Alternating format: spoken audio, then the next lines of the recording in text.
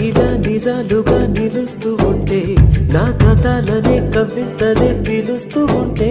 ఈ వరాలుగా ఉల్లాసమే కురుస్తూ ఉంటే పెదవికి చంప తగిలిన చోట పరవశమేదో తోడవుతుంటే